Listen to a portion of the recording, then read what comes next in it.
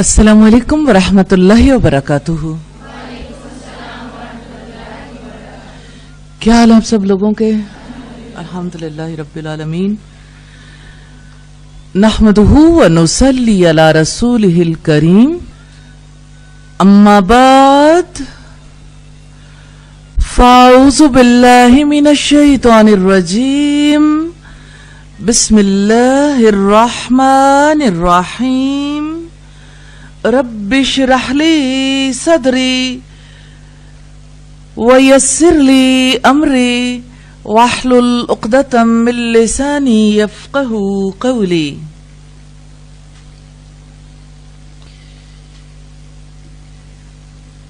جب انسان اللہ تعالی کی طرف سفر کرنے کے قابل ہوتا ہے، وہ سفر جو علمی سفر ہے، اس میں کوئی شک نہیں ہے، جو اللہ کے رسول نے فرمایا وہ حق ہے کہ جو شخص علم کے راستے پہ چلتا ہے، اللہ تعالیٰ اس کے لیے جنت کا راستہ آسان فرما دیتا ہے۔ علم کا راستہ جنت کا راستہ ہے، لیکن جب علم محض الفاظ کا نام بن جائے، جب علم محض انسان کے لیے سیٹسفیکشن کا باعث بن جائے، اور وہ علم جس کا انسان کے عمل کے ساتھ تعلق نہ ہو، جس کی وجہ سے اللہ کا رنگ انسان کے اوپر نہ چڑھے، تو وہ علم ہی جنت کے راستے کی رکاوٹ بن جاتا ہے۔ میں انتہائی درد دل کے ساتھ یہ بات آپ کے سامنے رکھنا چاہتی ہوں کہ علم ناگزیر ہے ایمان کے لیے، عمل کے لیے، اللہ تعالی کے پیغام کو پہنچانے کے لیے، لیکن اسلامک پوائنٹ آف ویو سے اسی کو علم کنسیڈر کیا جاتا ہے جو انسان کی زندگی میں آ جائے۔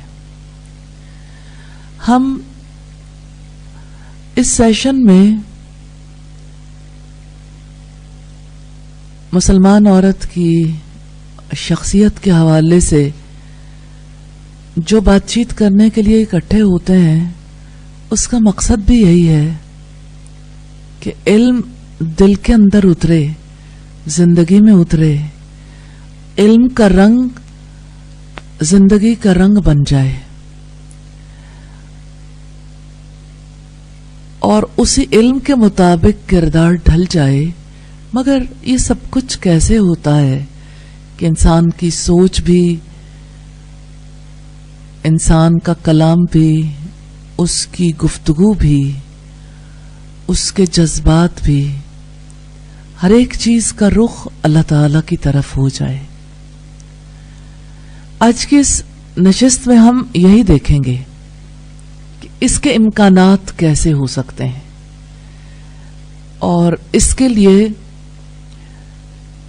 بنیادی طور پر کیا کچھ کرنے کی ضرورت ہے۔ پھر یہ ایک پوری حیات کا معاملہ ہے، پوری زندگی کا معاملہ ہے۔ پوری زندگی میں انسان، صحیح سالم انسان بیساکھیوں کے سہارے تھوڑی چلے گا، اور ایسا تھوڑی ہوگا کہ آپ کو وہ غذا جو ماں نے کھلائی تھی بچپن میں اچھا تو بہت لگتا ہے، لیکن جب انسان بڑا ہو جاتا ہے تو اسی کو سپون فیڈنگ کہا جاتا ہے۔ تو سپون فیڈنگ کا معاملہ تو نہیں ہو سکتا پوری حیات میں۔ تو یہ بات ذہن میں رکھیے گا کہ یہ سیشن اسی مقصد کے لیے ہے کہ آپ اپنی شخصیت کو بنانے، سنوارنے، نکھارنے کے لیے خود مصروف عمل ہو جائیں، خود اپنے اوپر کام کرنے کے قابل ہو جائیں. جب آپ خود یہ کام کرنے کے قابل ہوں گے تو گائیڈ لائن کی ضرورت تو ہوگی.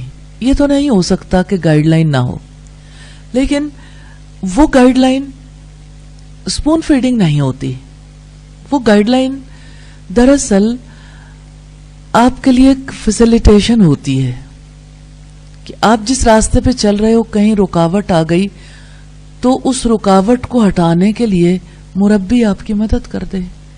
لیکن کرنے والا کام ذہن میں رکھیے گا اچھے طریقے سے، یہ کام اب آپ کا ہے. اگر آپ اس کے لیے خود کو آمادہ کر سکیں تو انشاءاللہ تعالی اللہ تعالیٰ کی مدد آئے گی. اور کرنے والے کام تو دو ہی ہیں بنیادی، ارادہ اور دعا. جب انسان ارادہ کرتا ہے تو اس سے عمل وجود میں آتا ہے. ارادہ خواہش کو نہیں کہتے، ارادہ تمنا کو بھی نہیں کہتے، کیونکہ یہ سب یعنی انسان کی خواہشات، اس کی تمنائیں اس وقت تک عمل میں نہیں ڈھلتی جب تک کہ انسان اس کے بارے میں سیریس نہ ہو جائے اور وہ کمیٹڈ نہ ہو جائے. کمٹمنٹ کے ساتھ جب انسان خالص نیت کر لیتا ہے تو اللہ تعالیٰ عمل کی راہیں آسان کر دیتا. پھر نفعمند علم اور عمل کی توفیق اللہ تعالیٰ کی جانب سے ہوتی ہے الحمدللہ. پھر وہ علم بھی نفعمند بنتا ہے، عمل صالح کی توفیق بھی ملتی ہے اور اللہ تعالیٰ کی مدد آتی ہے الحمدللہ. اسی کو ہدایت کہتے ہیں نا. اور ہدایت کے بارے میں یہ بات ذہن میں رکھیے گا، پوری حیات ہے آپ کی اور آپ کے پاس وہ زندگیاں ہیں جنہوں نے اللہ تعالیٰ کی رضا حاصل کرنے کے لیے اپنا سب کچھ گھولا دیا. اللہ کی خوشی کے لیے جنہوں نے زندگی گزاری اور اللہ کی خوشی کے لیے جنہوں نے جان دے دی، ان کی حیات سے فائدہ حاصل کریں. فَبِهُدَاهُ مُقْتَدِهْ، ان کی ہدایت کی پیروی کریں گے تو انشاءاللہ کامیابی ہوگی. تو پہلا کام کیا ہے؟ پہلا کام کیا ہے؟ جی نیلم.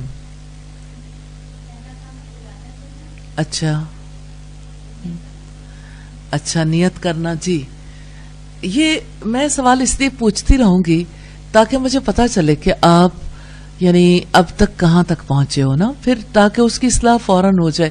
جی آپ بتائیے. جی پہلا کام ہے اپنی ذمہ داری سمجھنا. جب آپ اپنی ذمہ داری نہیں سمجھیں گے ارادہ کہاں سے کریں گے؟ تو آپ دیکھیں ہمیشہ کیا چیز بھولتی ہے؟ Self responsibility.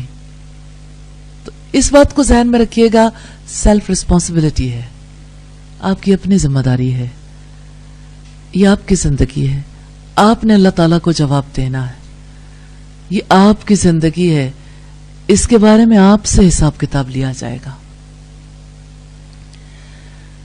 پھر جب آپ اسے سیلف ریسپانسبلٹی سمجھ لیں پھر تو سٹیپس ہیں نا. پھر یہ ہے کہ آپ پختہ ارادہ کریں گے، خالص نیت کریں گے اور اللہ سے دعا کریں گے انشاءاللہ. اور ساری حیات میں آپ اسٹڈی کریں گے ان کی زندگیوں کو جنہیں اللہ نے پسند کر لیا، انبیاء، صالحین، صدیقین، شہداء. میں ایک واقعے سے آج کی اس نشست کا آغاز کرنا چاہتی ہوں. نبی صلی اللہ علیہ وسلم کے پاس آپ کے ایک صحابی آئے، کہنے لگے اے اللہ کے رسول،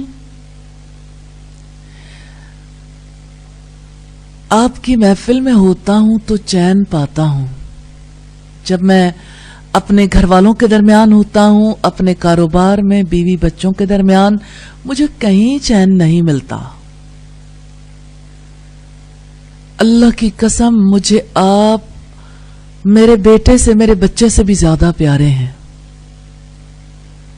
لیکن دنیا میں تو میں جب گھبرا اٹھتا ہوں تو آپ کی مجلس میں چلا آتا ہوں، اور مجھے ڈر لگتا ہے کہ جب میں اس جہان میں نہیں رہوں گا اور آپ بھی اپنے خالق حقیقی سے جا ملیں گے،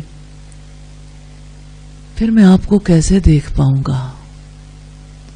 تب آپ تو انبیاء کے ساتھ بلند درجات پر ہوں گے، میں وہاں آپ کو کیسے دیکھ پاؤں گا؟ میں نے یہ واقعہ اس لیے آپ کے سامنے رکھا ہے کہ آپ کو اس راستے کے معاملات کو جاننا آسان ہو جائے، اپنے آپ کو بدلنا، اپنے مائنڈ سیٹ کو چینج کرنا، اپنی زندگی کے اندر ایک رنگ کو جذب کرنا جو اللہ کا رنگ ہے، یہ ممکن نہیں ہے جب تک کہ آپ اس کے پورے پروسیس کو نہیں سمجھ لیتے۔ کیا مجھے آپ بتائیں گے کہ ان صحابی کو چین کیوں نہیں آتا تھا؟ کیا آپ مجھے بتائیں گے کہ وہ موت کے بعد کی زندگی کے حوالے سے کیوں پریشان تھے؟ آپ کی محفل میں آتا ہوں تو چین پاتا ہوں کہ میرا دل صرف آپ کی مجلس میں لگتا ہے، تنہائی میں نہیں۔ 1-to-1 ریلیشن شپ کی ایسی تمنا نہیں تھی صحابہ کرام کے دل میں کہ آپ کے ساتھ انڈیویجولی وقت گزاریں، کیونکہ آپ کا وقت زیادہ مجالس ہی میں صحابہ کرام کے ساتھ گزرتا تھا۔ جی ہبا، سکون ملتا تھا، یہ بھی ایک مائنڈ سیٹ ہے، اس کا بھی پتہ ہونا بہت ضروری ہے۔ جی ایمان کا لیول برقرار رکھنا مشکل ہوتا ہوگا جب وہ دور ہوتے ہوں گے، ٹھیک ہے، بات تو ٹھیک ہے۔ جی انہوں نے ایمان کی مٹھاس کو پا لیا تھا۔ جی آخرت پر نظر تھی، ٹھیک ہے۔ جی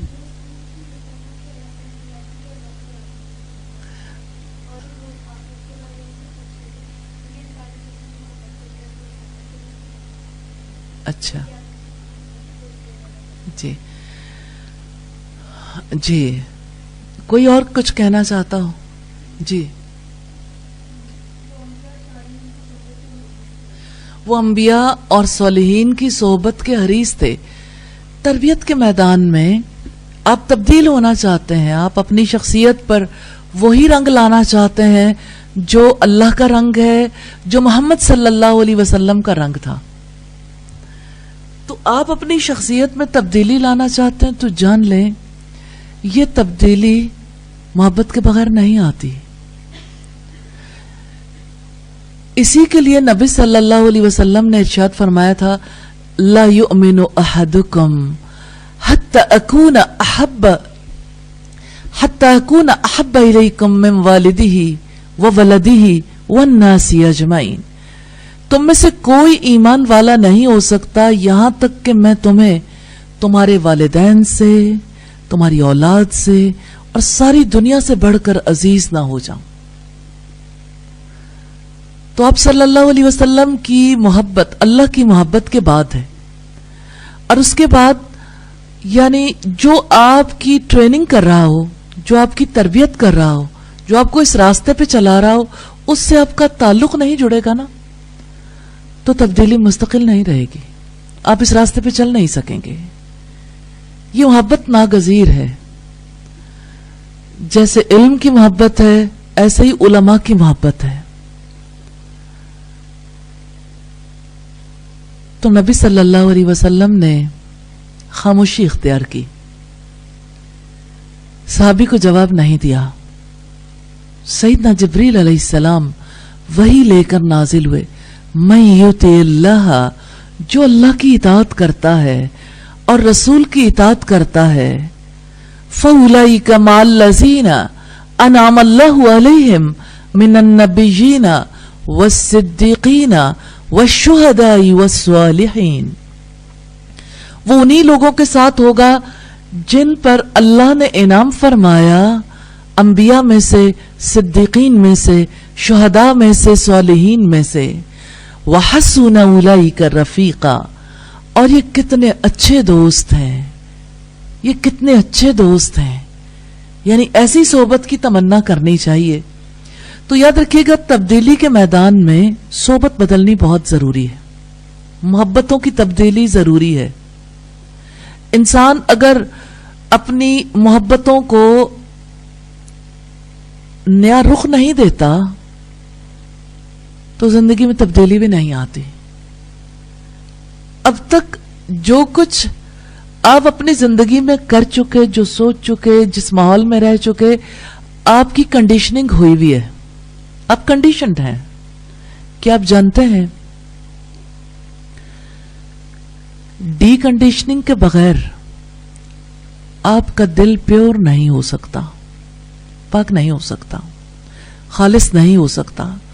ڈی کنڈیشننگ ضروری ہے. ڈی کنڈیشننگ کو آپ سمجھتے ہیں بیٹا؟ آپ سمجھتے ہیں کنڈیشننگ کیا ہوتی ہے؟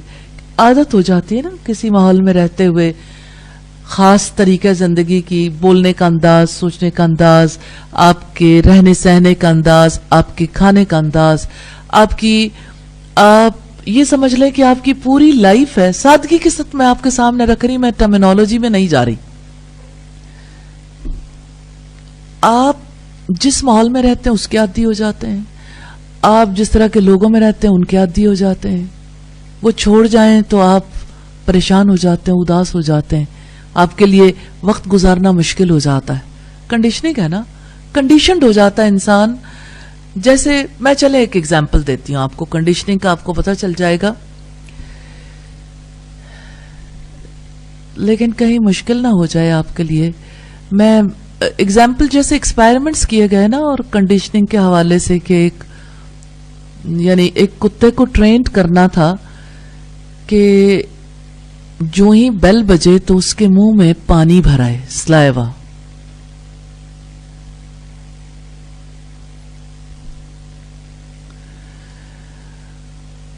تو اس کے اوپر ایکسپیریمنٹ یہ کیا گیا کہ جب بیل بجے تو ساتھ میں کھانا آئے. اب ظاہر ہے کوئی تو ایسی چیز دیں گے جس کی وجہ سے اس کے منہ میں سلائیوا آئے گا. اب کھانے کا صرف اتنا رول ہے کہ اس کے منہ میں سلائیوا لانے کے قابل ہو جائے. ایک دن بھی، 2 دن بھی، 3 دن بھی، یعنی مسلسل کئی دفعہ یہ عمل کیا گیا. پھر کھانے کو ہٹا دیا اور بیل بجنے پہ ہی، پہلے یہ ایکسپیریمنٹ کیا گیا، بیل بجتی تھی، کھانا آتا تھا اور کتے کے منہ میں سلائیوا آتا تھا. سمجھانے کے لیے ہے یہ آپ کو. اب یہ کہ جس وقت کئی دفعہ ایسا ہو گیا اور کتے کے منہ میں بیل سے ہی سلائیوا آنے لگا تو کھانا غائب کر دیا. یہ کنڈیشننگ ہے. کنڈیشننگ ہو گئی نا ایک خاص ماحول سے. آپ جہاں رہتے ہو، جن افراد کے درمیان، جس گھر میں، جیسا لباس پہنتے ہو، جیسے سوچتے ہو. آپ جب کبھی ایک نئے ماحول میں ہوتے ہیں تو آپ اس ماحول کو آپٹ بھی کر لیں، اڈاپٹ کر لیں، لیکن واپس جب اپنی انہی فرینڈز میں، اپنے اسی ماحول میں جاتے ہیں تو آپ خود کہتے ہیں کہ ہم پھر ویسے ہی ہو جاتے ہیں. ہمارے لیے اپنے آپ کو سنبھالنا مشکل ہو جاتا ہے. تو اب جب کبھی اللہ کی راہ پہ چلتے ہوئے آپ اسی کنڈیشننگ کے ساتھ چلتے رہتے ہیں نا، تو جب تک اللہ والوں کے ساتھ رہیں گے تو آپ ٹھیک رہیں گے. جب آپ اللہ تعالی سے محبت کرنے والوں کے درمیان نہیں رہیں گے تو وہ چیز حاوی آ جائے گی. اس لیے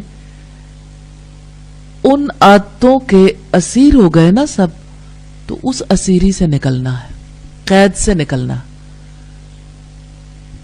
سادگی کے ساتھ قید سے نکلنا ہے. اور اس کے لیے ضرورت ہے کہ سوچ بدل جائے.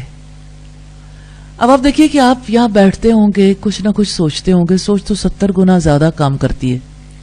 جو کچھ آپ سن رہے ہیں، جو کچھ آپ لکھ رہے ہیں، اس کے مقابلے میں 70 ٹائمز آلموسٹ زیادہ کام کرتی ہے. کہ آپ کی سوچ کہاں سے کہاں ٹریول کر جاتی ہے ایک لفظ، ایک فکرے کے ساتھ.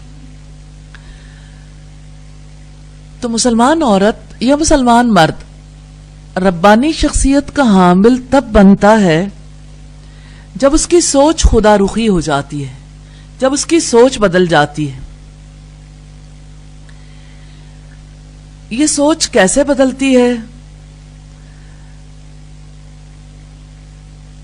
جب کبھی ایک انسان نصیحت قبول کرنے کا مزاج پیدا کر لیتا ہے نا، تو اس کی وجہ سے اس کی سوچ میں تبدیلی آنی شروع ہو جاتی ہے۔ میں سمجھتی ہوں کہ سوچ کی تبدیلی کو سمجھنے کے لیے کچھ بنیادی چیزوں کو ذہن میں رکھنا ضروری ہے، اس لیے کہ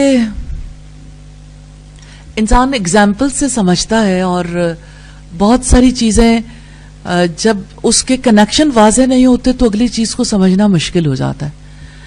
بات بڑی سادہ سی ہے۔ آپ لوگوں میں سے کتنے لوگ ہیں جنہوں نے 7واں پارہ پڑھا ہے؟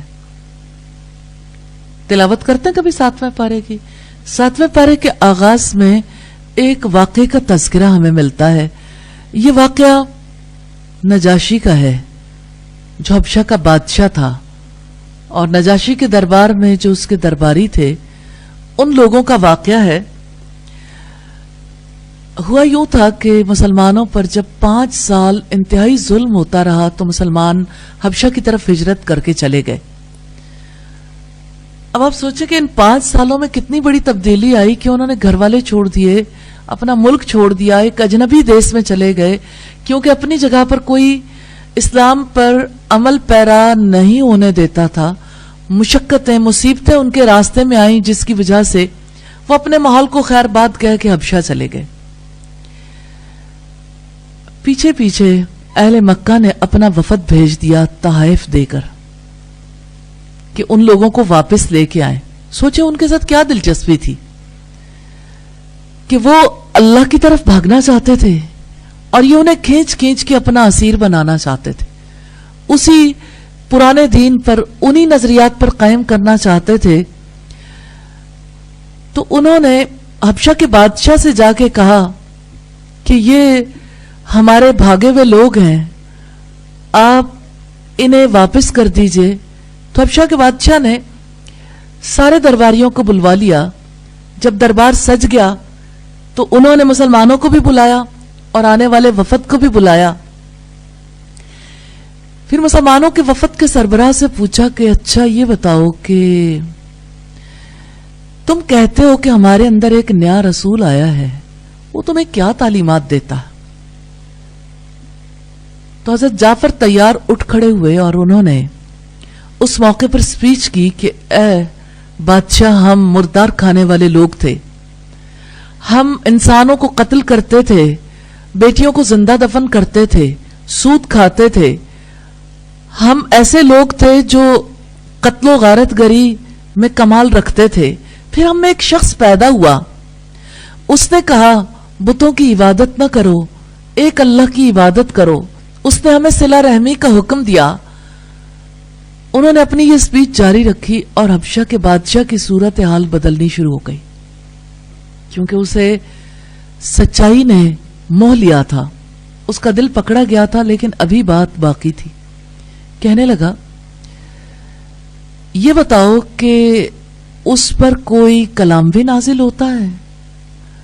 کوئی ایسی چیز سنا سکتے ہو جو وہ کہتا ہے کہ یہ اللہ کی وحی ہے؟ تو حضرت جعفر نے اس موقع پر سورہ مریم کی تلاوت کی۔ نجاشی عیسائی تھا، اس میں جب حق باتیں سنی تو اس کی آنکھوں سے آنسو بہہ نکلے،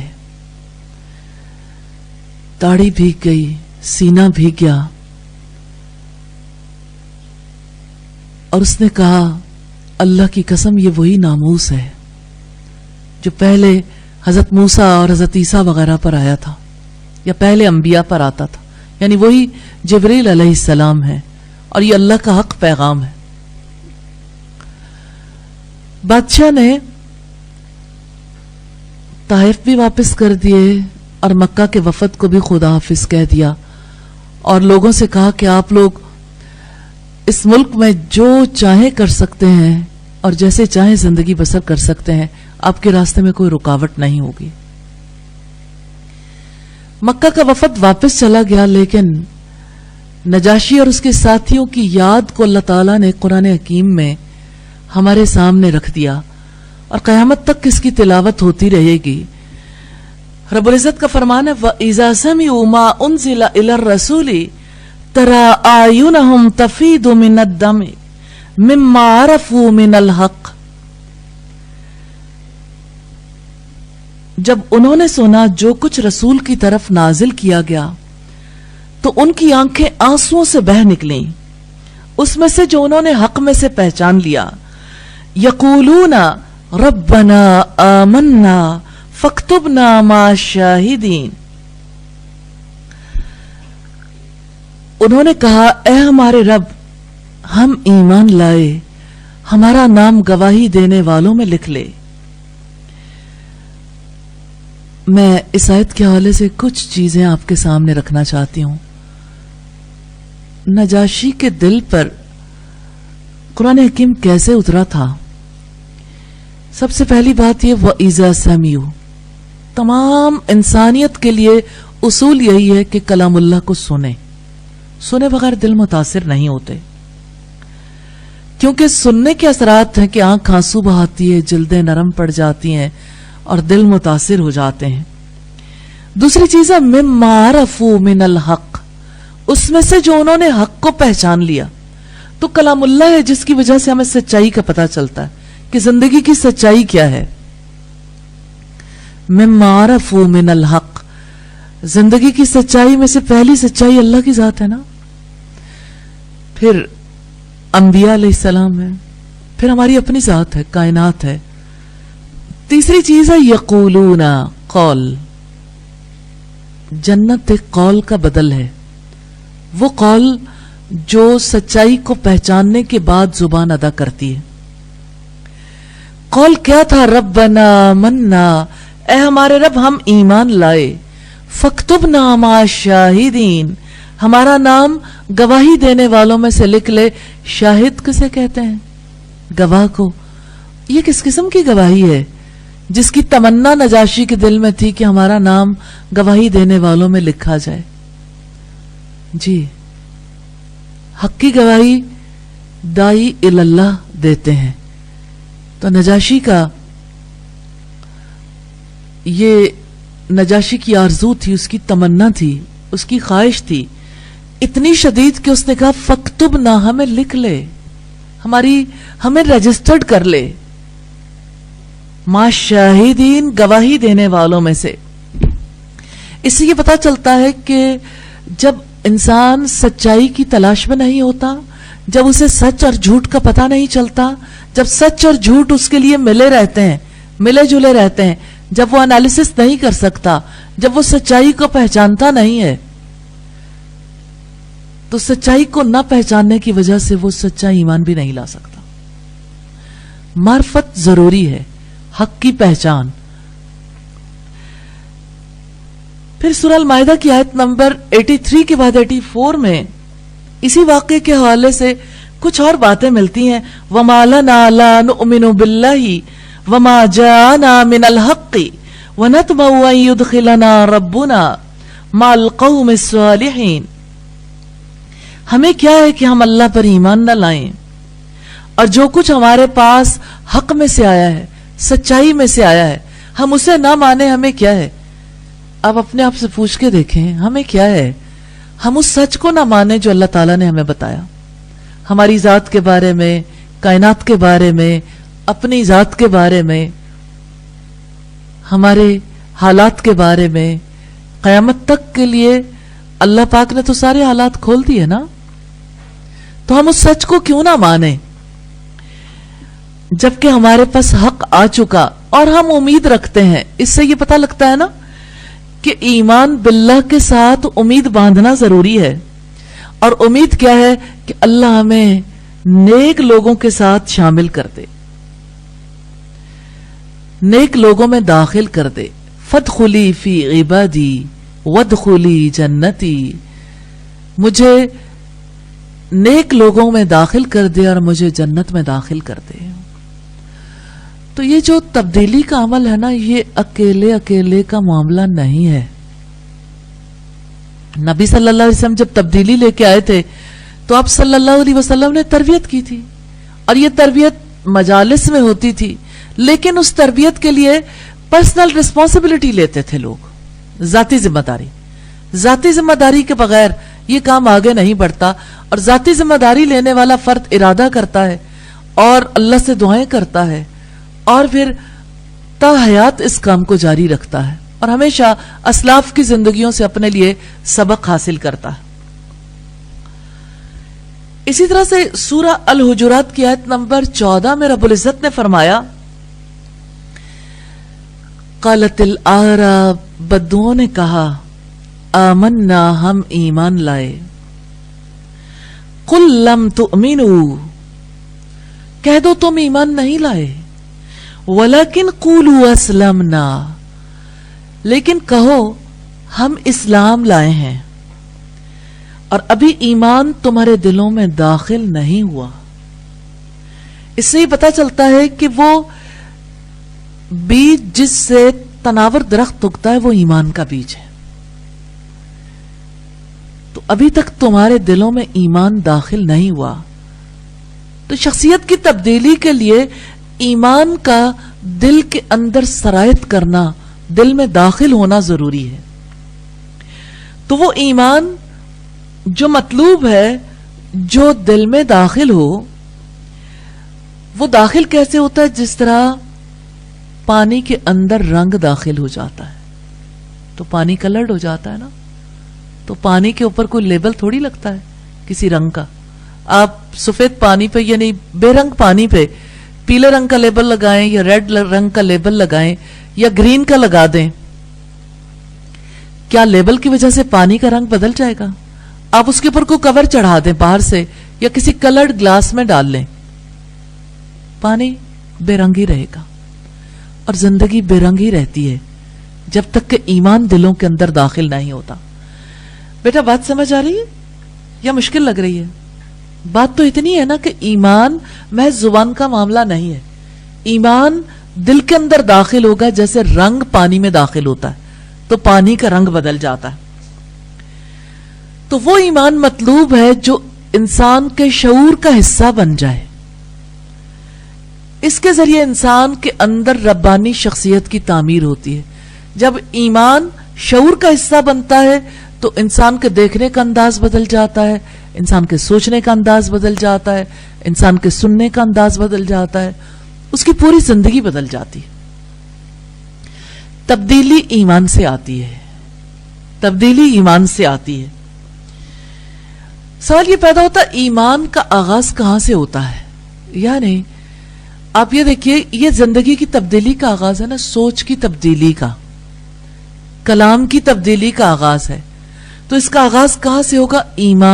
ایمان سے آغاز ہوگا نا، کیونکہ رب العزت نے فرمایا قالت الاعراب آمنا، بدوؤں نے کہا، دیہاتیوں نے کہا ہم ایمان لے آئے.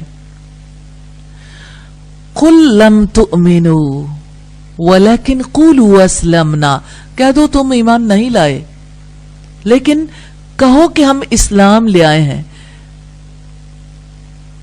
اور ابھی ایمان تمہارے دلوں میں داخل نہیں ہوا. تو ایمان کو دل میں کیسے داخلہ ملتا ہے؟ کیسے وہ دل کے اندر اتر جاتا ہے؟ بات یہ کہ انسان جب ایمان کی حقیقت کو سمجھے، پھر بھی ایمان کی حقیقت کو سمجھنا ضروری ہے. اپنے خالق کو پہچانے، جس نے پیدا کیا وہ کیسا عظیم ہے اس کی صفات سے، اور دل کی گہرائیوں سے سمجھ لے کہ میں ایک عاجز بندہ ہوں، اللہ کی عاجز بندی ہوں. زبان سے کہنے سے انسان کے اندر عاجزی آ نہیں جاتی. اللہ کی عظمتوں کے مقابلے میں اپنی بے بسی کو دریافت کرنا پڑتا ہے. اور آپ زندگی میں ہر لمحہ اپنی عاجزی کو دیکھ سکتے ہیں. دیکھیے دو باتیں ہیں جس کے اوپر کام کرنا ہے. سارے کمالات، ہر قسم کی بڑائیاں اللہ کو حاصل ہیں. اس بات پر یقین کرنا کہ اللہ ہی صاحب کمال ہے، اور اللہ ہی سب سے بڑا ہے. اللہ اکبر. پھر اس عمل کے اثر سے انسان کے اندر جو تبدیلی آتی ہے، انسان اپنے آپ کو اللہ تعالیٰ کے آگے ڈال دیتا ہے. اور اللہ نے اس کے لیے ہمیں نماز جیسی عبادت سکھائی ہے. اور سجدہ وسجد واقترب، انسان سجدے کرتا ہے لیکن سجدے کرنے سے رب کے قریب نہیں ہوتا، جبکہ اللہ پاک نے فرمایا کہ سجدے سے قریب ہو جاؤ گے. وہ سجدہ جس میں انسان اپنے آپ کو واقعی عاجز سمجھے، اپنے آپ کو واقعی اللہ تعالیٰ کے آگے ڈالنے کے قابل ہو جائے، یعنی اپنے آپ کو کمتر سمجھے، بے بس سمجھے کہ میرا اختیار نہیں ہے.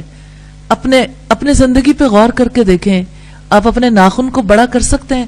ہمارے یہاں ناخن بڑے کرنے کا مطلب یہ ہے کہ جتنا بڑھ رہا ہے بس اس کو بڑھنے دیا جائے، یہ بڑا ہونا ہے. نہیں، اگر آپ کو اپنے ہاتھ جتنا ناخن کرنا پڑے آپ اس قابل ہیں. چلو کسی ڈاکٹر سے ہیلپ لے لیں. تو بات یہ ہے کہ انسان اپنے آپ کو ہر جگہ بے بس دیکھتا ہے، نہ اس کا اپنی آنکھ پہ بس چلتا ہے کہ اس کے بارے میں ڈیسائیڈ کر لے. کسی کی نظر کمزور ہو جائے، وہ جتنا جی چاہے علاج کروا لے. اللہ کا ارادہ نہ ہو تو انسان کی نظر واپس تھوڑی لوٹتی ہے. کسی کی نظر اللہ تعالیٰ کلی طور پر لے لے، بے بسی محسوس نہیں ہوتی. انسان کے اختیار میں کیا ہے؟ وہ تھکا ہوا ہو، اس کی نیند کو 18 گھنٹے گزر جائیں تو وہ بے بس ہو جاتا ہے اپنی نیند کے ہاتھوں ہی. اس وقت اگر وہ یہ سوچے کہ اللہ کو نہ نیند آتی ہے نہ اونگ، اور مجھے نیند آتی ہے، نیند مجھے بے بس کر دیتی ہے، تو اپنے آپ کے اپنی عاجزی کو پہچان کر انسان اپنے دل کو اللہ تعالیٰ کے آگے نہیں ڈال دیتا. یہ پہچان ضروری ہے، اللہ کی عظمت اور اپنی عاجزی، اپنے عجز کو، اپنی بے بسی کو پہچان کر انسان اپنے آپ کو اللہ تعالیٰ کے آگے ڈال دیتا ہے. اسی ایمان کا تجربہ کر کے دیکھیں، آنکھوں سے آنسوؤں کا سیلاب بہہ نکلے گا. کیونکہ جب انسان اللہ کے کلام سے اس کو پہچانتا ہے، اس کائنات پہ غور و فکر کر کے اللہ کی عظمت کو پا لیتا ہے، تو اس کی کیفیت فرق ہو جاتی ہے. یہ بندے اور رب کا رشتہ ہے، یہ ایسا ہی رشتہ ہے. پھر آپ دیکھیے کہ انسان کی شخصیت میں کتنی بڑی تبدیلی آتی ہے. اس کا دل